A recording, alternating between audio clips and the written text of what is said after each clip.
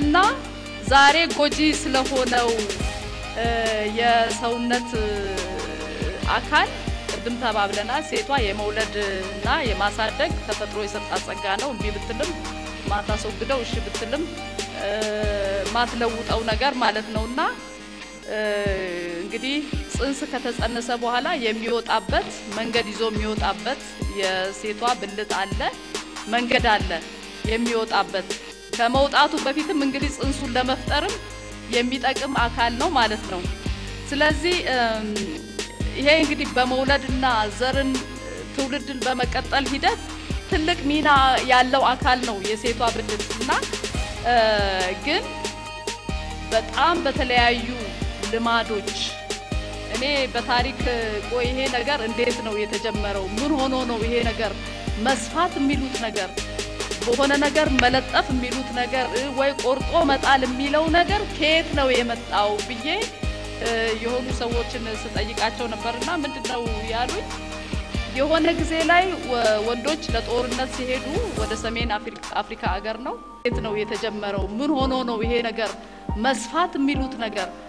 በሆነ ነገር መለጠፍ የሚሉት ነገር ወይ ቆርጦ መጣል የሚለው ነገር ከየት ነው የመጣው የት ነው የተጀመረው ምን ሆኖ ነው ይሄ ነገር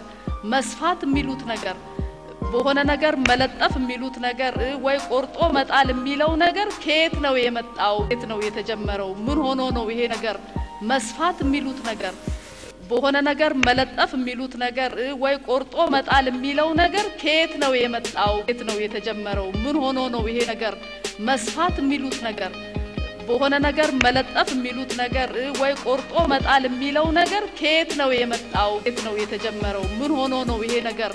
መስፋት የሚሉት ነገር በሆነ ነገር መለጠፍ የሚሉት ነገር ወይ ቆርጦ መጣል የሚለው ነገር ከየት ነው የመጣው የት ነው የተጀመረው ምን ሆኖ ነው ይሄ ነገር መስፋት የሚሉት ነገር በሆነ ነገር መለጠፍ የሚሉት ነገር ወይ ቆርጦ መጣል የሚለው ነገር ከየት ነው የመጣው የት ነው የተጀመረው ምን ሆኖ ነው ይሄ ነገር መስፋት የሚሉት ነገር በሆነ ነገር መለጠፍ የሚሉት ነገር ወይ ቆርጦ መጣል የሚለው ነገር ከየት ነው የመጣው የት ነው የተጀመረው ምን ሆኖ ነው ይሄ ነገር